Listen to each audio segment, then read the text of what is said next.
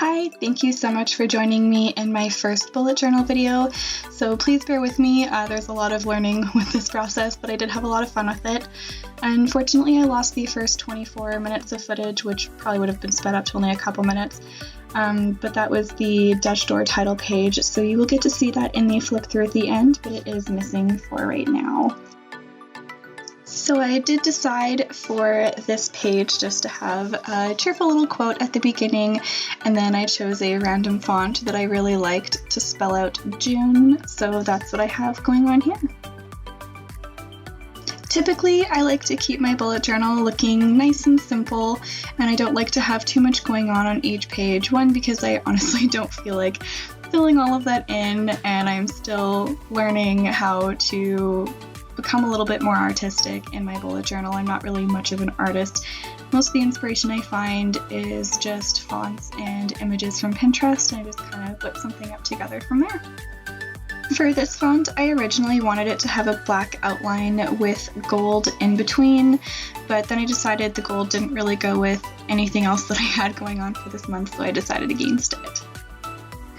Right here, I started coloring the J in with one of my brush pens, and I really didn't like how it turned out, so I switched and went over to using one of my micron pens. I think I'm using the 0.8 right here, and I do go back and fix up the J right there because it does look pretty wonky right now, but you'll see it looking a lot better in the flip through later. I hope you enjoy watching me fill this in. I personally really enjoy watching that in other people's videos, so I hope that this part isn't too slow for you.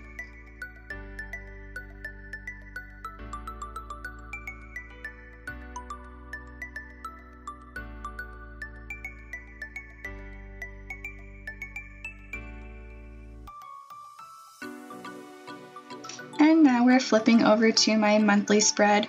So this is in my life journal, as I call it. I do have two bullet journals. One of them is for planning everything in my life, which is what this one is for. And then I do have another one that I use just for BookTube and Bookstagram, just for tracking growth and my reading and anything really bookish and book related. So this one, for my life journal, I like to have the full calendar that does take up the 2 pages, just because usually I do have a bit more going on than sometimes a really tiny box is enough for.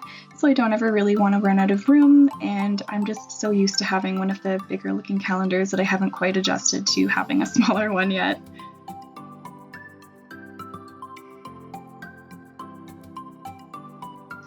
So when I was filming this, it was a bit late in the evening and I don't have a ring light yet, so I was using this construction light that my partner has, trying to light it up, but it didn't quite work because you can see a lot of shadows everywhere, and unfortunately the green from that pen looks more like an olive or puke green, but it's actually more of a nice light pastel.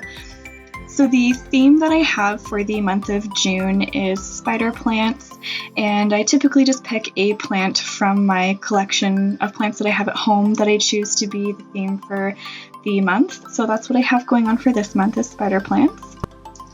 Unfortunately, you can tell that I'm still not used to keeping things in frames, so you didn't get to see me color the plant in because it was completely out of view of the camera, but I'll get better with it. And you can see that when I erased the U over there as well, I kind of smudged everything, so I've learned not to use brush pens for that.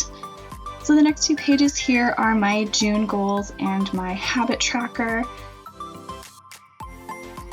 I also like to keep these pretty simple, but for my goals page, I broke it down into different categories. So I have health and fitness, relationships, some cleaning tasks that I want to keep up with because the environment is so important for me. It really impacts my mental health, so that was important. I do have some bookish related goals that I like to track in here. And finance and personal, I find that chunking things down into little pieces and looking at it that way makes it a lot easier to be able to stick to your goals instead of just having a really long running list. So hopefully this will make it a little bit easier for me to be able to stick with everything. And now I'm just drawing in one of the little spider plants, so I'm going to have probably one of those on every page. I wasn't overly creative this month. I did draw the same plant over and over again, but I still thought they were really cute with the tiny little babies coming off of them. For my habit tracker, I've tried many different kinds of habit trackers so far. For this one, I decided to go with just the blocks because last month I wrote out all of the numbers for the calendar individually, and I found that just took a really long time. And I do realize that I missed one of these squares in the bottom left of each of the calendars too, so I did have to go add in one little square at the end that you will also see in the flip through, so I did have to fix that too. So I did leave a space in the bottom right of the page. You can see that blank hole right there. That was because there were two more things that I wanted to track, but I couldn't really remember what they were, so I'll either put two more habits that I'm hoping to track in there, or I will just do another little quote, but I haven't quite decided, so that'll probably come a bit later on in June. So I didn't put the habit in for each box yet because those are just a bit more personal things that I'm trying to work on.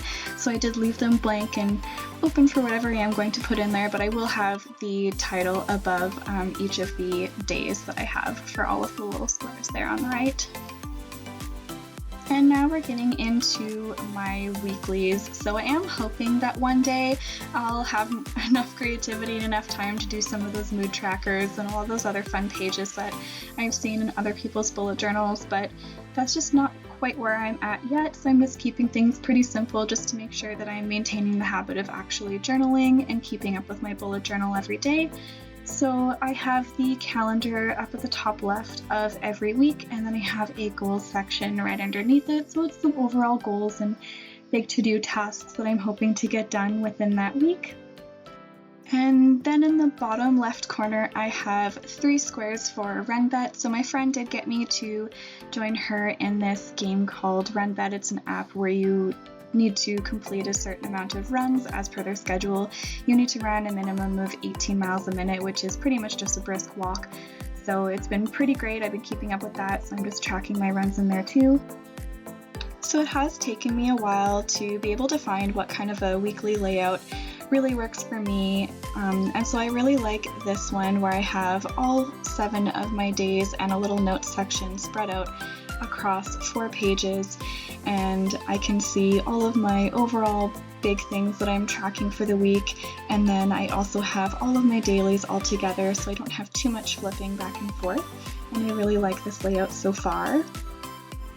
So on the left I have meals for the week because I'm trying to make sure that I'm cooking a decent dinner every night. So I usually eat the same thing for breakfast and lunch every day. It doesn't really bother me, but for meals I'm trying to spice it up a bit more and cooking with my partner. And then under that I'm tracking my water intake as well because I'm absolutely terrible when it comes to making sure that I'm drinking my water. So I'm trying my best to get that in there as well. So for each of my days, I do have the top for all of my to-dos, and then the bottom half I have set up for journaling because I'm hoping to make sure that I journal 3 positive things about my day. So it's kind of like a little gratitude journal that I have going on down there too. For my gratitude journal, I do have a new rule for myself that I'm not allowed to write anything work-related because I have been a bit of a workaholic for a bit too long, so I'm trying to strive for a bit more work-life balance going on now. But that is pretty much it. We're just about at the wrap-up, so thank you so much for watching. I really appreciate you. If you bullet journal, let me know what your favorite parts of your journal are, and if you have anything to say about mine, of course, please say something in the comments down below, and enjoy the look-through. Bye!